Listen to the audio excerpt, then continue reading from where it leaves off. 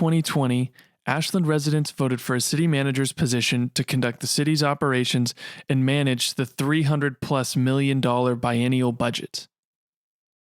A top-performing city manager can possibly save Ashland millions of dollars. Conversely, a lower-performing city manager can potentially cost Ashland millions. Successfully identifying and hiring the best city manager is a top priority for Ashland. A consultant has been hired to seek applications for the position. This commentary video raises the question, who would be best to screen the applications obtained by the hired consultant? The city's human resources, or an independent expert in the field? An example of the city's human resources screening of job applicants follows. It involves the hiring of the new Senior Program Superintendent in 2018. The sworn testimonies describing this process were obtained during a 2019 civil lawsuit against the City of Ashland. You decide. Is Ashland's internal human resources selection process adequate for hiring our new city manager? Today we're just going to be talking about the scoring that you did for the candidates for the Senior Services Superintendent position. Okay. We were asked to use the job announcement and create some mechanism to pass on qualified candidates to the Parks Department for consideration. Okay. And by we, I mean HR, my assistant, Marissa Linners. And the first of those minimum qualifications, education, training, and experience is a bachelor's degree with coursework in gerontology, social services, or a related field, correct? Yes. And appropriate job experience that provides the above knowledge and skills.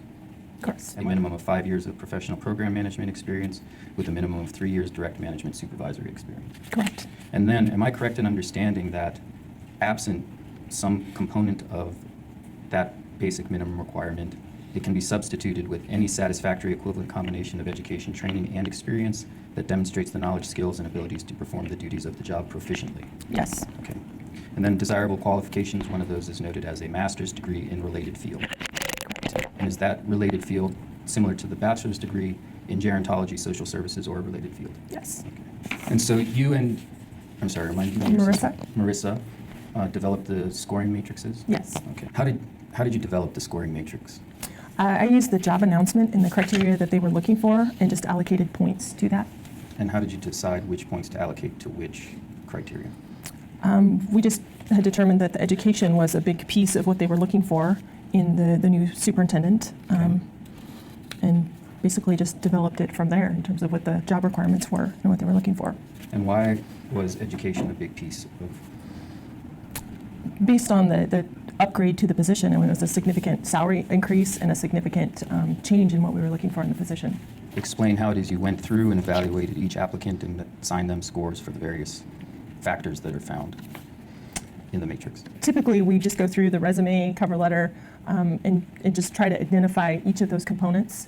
And you know, it's somewhat subjective when you're scoring applications. The job description describes as a minimum qualification a bachelor's degree with coursework in gerontology, social services, or a related field, correct? Yes. Okay.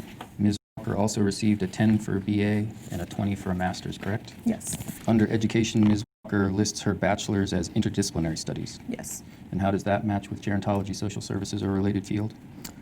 Again, I think that that's a pretty broad field that lends itself to, I mean, basically, unless someone had a diesel mechanic degree or something completely unrelated, I think it's still, there's some value to that education.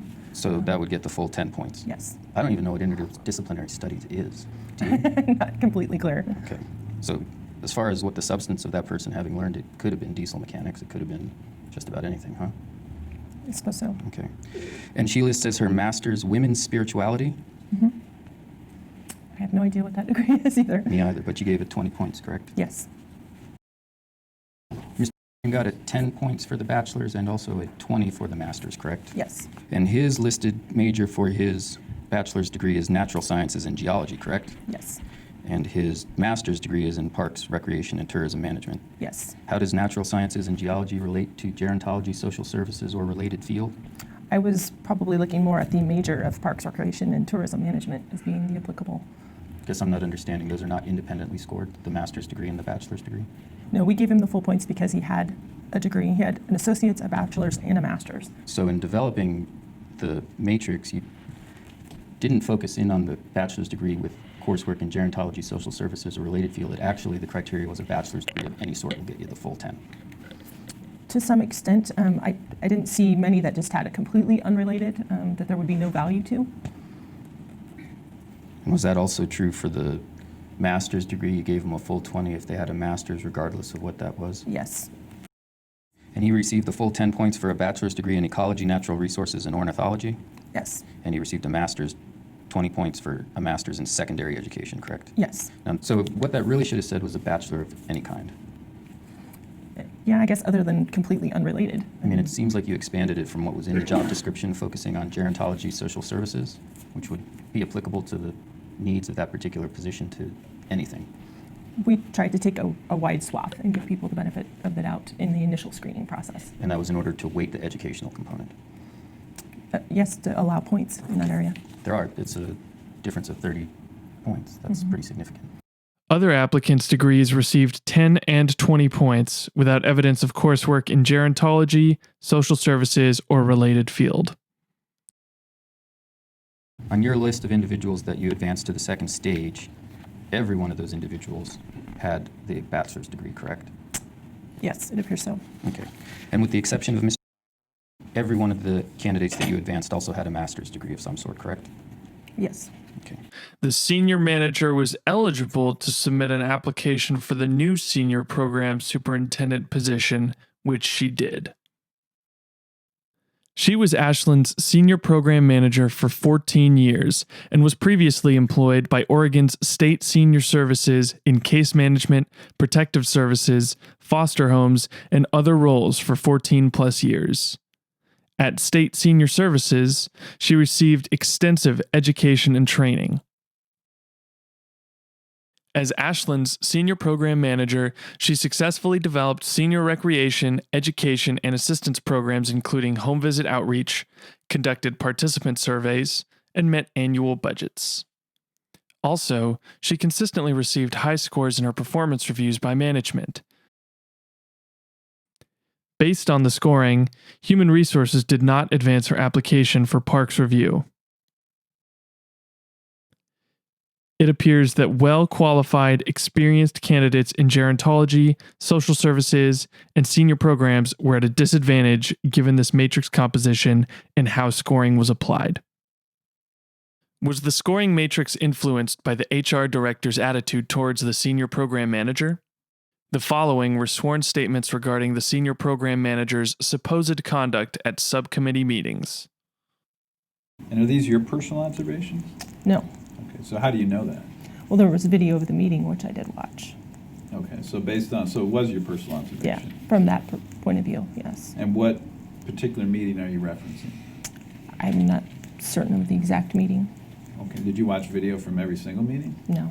So one meeting you watched, is that right? No, I watched a couple of them. Okay. And in each of those meetings, your testimony is that Ms. appeared to send off a vibe that she didn't want to be there? Yes. Okay. Her body language and lack of participation was evident. Quick question about the senior program subcommittee meetings. You were present at all those meetings, correct? Yes. Were those meetings videotaped? No. Is there anything you'd like to change or add to your testimony? No? You said earlier that you've reviewed a videotape of the subcommittee meetings? Yes. Can you tell me specifically which subcommittee meetings those were? I can't tell you 'Cause specifically. my understanding is unless you've produced the videotapes, I haven't seen a single videotape of those meetings. Hmm. You sure they were videotaped? I believe so, yes. Okay. Well, could you provide those to us if they exist?